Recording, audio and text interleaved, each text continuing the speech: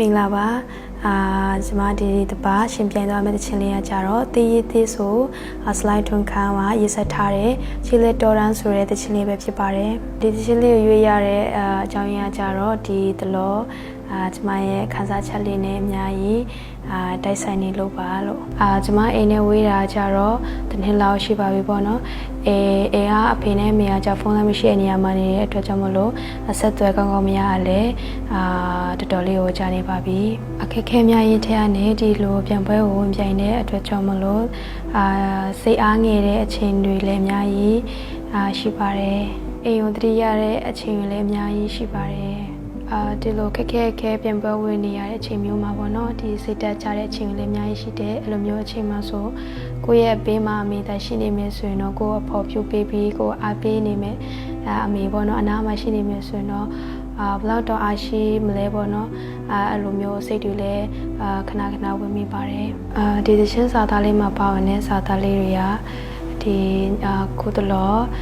ကျွန်မခန်းစား channel လုံးဝထပ်သူဖြစ်နေတဲ့အတွက်ကြောင့်မလို့ဒီဆိုနေနေပေါ့နော်ဒီအဝေးမှာရှိနေတဲ့ဒီချင်းတောင်သားမှာရှိနေတဲ့အမေရဲ့အိမ်လေးကိုလွှမ်းနေရင်းနဲ့ဒီဆိုရှင်ပန်သွားမှာဖြစ်ပါတယ်လို့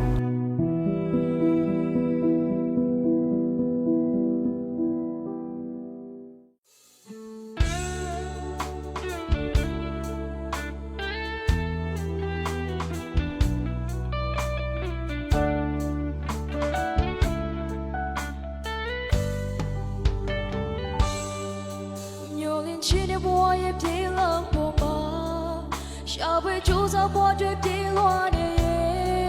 姐姐来他手里莫半冷暖的，给咱对着波也过去诺等等，哦，有点伢也冷嘛对不？但要伢你太开得过去嘛，那姐姐的我也是高伢的，到后面也过来的去诺等等，刚叫你谁？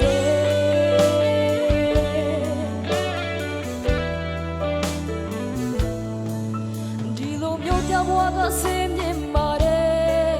你太傻到不着阿路心的，那边没了只能要对他个招手，找不米也只米的一个只能等等，哦，桑尼伢家不的 cherry， 找不提血能力树下情的，面的那个里那个当手路多钱，找不米也你个只能要找等等，浪掉你。